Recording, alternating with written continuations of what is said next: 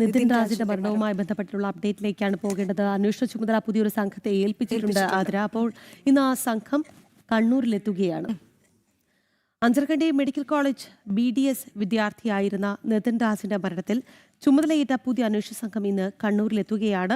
Malappuram crime branch SP MP മോഹനചന്ദ്രന്റെ നേതൃത്വത്തിലുള്ള സംഘത്തിനാണ് അന്വേഷണ ചുമതല നൽകിയിട്ടുള്ളത്. അതേസമയം തന്റെ ആദ്യ അറസ്റ്റ് കോടതി റദ്ദാക്കിയതിൽ വ്യാപക വിമർശനം ഉയർന്നതിനിടെ ഡോക്ടർ MK റാമിന്റെ അറസ്റ്റ് രേഖപ്പെടുത്താൻ അനുമതി തേടി തലശ്ശേരി കോടതിയിൽ ക്രൈംബ്രാഞ്ച് അപേക്ഷ നൽകിയിട്ടുമുണ്ട്. വിവരങ്ങളുമായി മിഥുൻ പിള്ള ചേരുകയാണ്. മിഥുൻ, ഈ MK റാമിന്റെ അറസ്റ്റിൽ തന്നെ വലിയ രീതിയിലുള്ള പ്രതിരോധത്തിലാണ് ക്രൈംബ്രാഞ്ച്. ഒപ്പം തന്നെ ഈ അന്വേഷണ സംഘം ഇന്ന് കണ്ണൂരിലെത്തുകയാണ്. കുടുംബത്തെ സംബന്ധിച്ചിടത്തോളം അവർ വല്ലാത്ത അതൃപ്തിയിലാണ്, വിഷമത്തിലാണ്. കൃത്യമായ ഒരു നീതി പോലും നിതിൻ രാജിന് ഉറപ്പാക്കാൻ ആ കുടുംബത്തിന് സാധിക്കുന്നില്ല എന്നുള്ള മനോവ്യഥയിലാണ് കുടുംബം. എങ്ങനെയാണ് ഇനി അന്വേഷണത്തിന്റെ പോക്ക്? ഒപ്പം തന്നെ ഹർജി ഇന്ന് തലശ്ശേരി കോടതിയിൽ എത്തുമ്പോൾ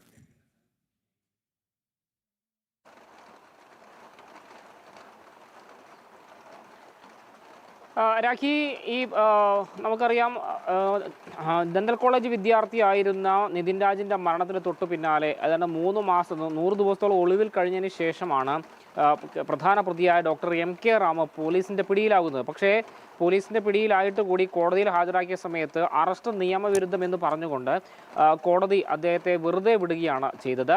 അതായത് പോലീസ് പാലിക്കേണ്ട ചില നടപടിക്രമങ്ങളുണ്ട്. സ്വാഭാവികമായി ഒരാളെ അറസ്റ്റ് ചെയ്യുന്ന സമയത്ത് അയാളെ എന്തിനാണ് അറസ്റ്റ് ചെയ്യുന്നതെന്ന് അയാളുടെ ഭാഷയിൽ, അയാൾക്ക് മനസ്സിലാകുന്ന ഭാഷയിൽ അറിയിക്കണമെന്നാണ് ചട്ടം. പക്ഷേ ഇവിടെ പോലീസ് മലയാളത്തിലാണ് ഇക്കാര്യങ്ങൾ ബോധ്യപ്പെടുത്തിയത്. അതിൽ തന്നെ ഇംഗ്ലീഷിൽ കൂടി ബോധ്യപ്പെടുത്തിയിരുന്നില്ല. അത്തരത്തിൽ എന്തിനാണ് അറസ്റ്റ് എന്നുള്ള കാര്യം ഇതിലെ തന്നെ ബോധ്യപ്പെടുത്തിയിരുന്നില്ല എന്ന് ആണ് പ്രതിഭാഗം അഭിഭാഷകൻ അന്ന് കോടതിയിൽ പറഞ്ഞു. തുടർന്ന് ഈ അറസ്റ്റ് നിയമവിരുദ്ധമാണ് എന്ന് പറഞ്ഞുകൊണ്ട് MK റാമിനെ കോടതി വെറുതെ വിടുകയും ചെയ്തു. അത് വലിയ വിമർശനങ്ങളാണ് ക്രൈംബ്രാഞ്ചിന് നേരെ ഉണ്ടാക്കിയത്. മാത്രമല്ല, അതിന് തൊട്ടു പിന്നാലെ ഈ അന്വേഷണ സംഘത്തെ മുഴുവൻ മാറ്റി പുതിയ അന്വേഷണ സംഘത്തെ നിയോഗിക്കുകയും ചെയ്തിരുന്നു.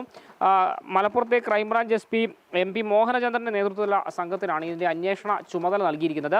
അദ്ദേഹത്തിൻ്റെ നേതൃത്വത്തിലുള്ള സംഘം ഇന്ന് കണ്ണൂരിൽ അന്വേഷണത്തിനായി എത്തുമെന്നാണ് മനസ്സിലാക്കാൻ വേണ്ടി സാധിക്കുന്നത്.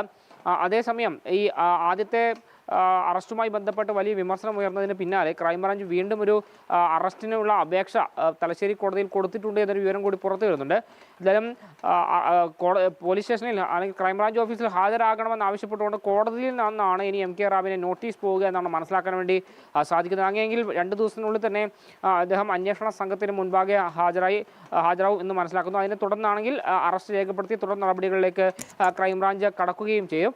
ഏതായാലും വലിയ നാണക്കേട് തന്നെയാണ് ഈ ഒരു സംഭവം ക്രൈംബ്രാഞ്ചിന് ഉണ്ടാക്കിയെന്ന കാര്യത്തിൽ യാതൊരു തർക്കവുമില്ല. രാഖി, ശരി മിഥുൻ, എന്തായാലും ഈ ക്രൈംബ്രാഞ്ചിന്റെ അപേക്ഷ ഇന്ന് തലശ്ശേരി കോടതിയുടെ പരിഗണനയിൽ വരുന്നുണ്ട്. ഒപ്പം തന്നെ ഈ നിതിൻ രാജിന്റെ മരണവുമായി ബന്ധപ്പെട്ടുള്ള അന്വേഷണം അത് ശരിയായ ദിശയിലാണ് എന്ന് ഉറപ്പാക്കാൻ ആ കുടുംബം പരമാവധി ശ്രമിക്കുകയാണ് എന്നുള്ളത്. രാഖി നേരത്തെ സൂചിപ്പിച്ചതുപോലെ ഇപ്പോൾ ഈ മരണം നടന്നിട്ട് എത്ര നാളായി? ഇതുവരെയും ഇവൻ റാമിന്റെ അറസ്റ്റുമായി ബന്ധപ്പെട്ട് എന്തെല്ലാം നാടകീയ സംഭവങ്ങളാണ് അരങ്ങേറിയത്.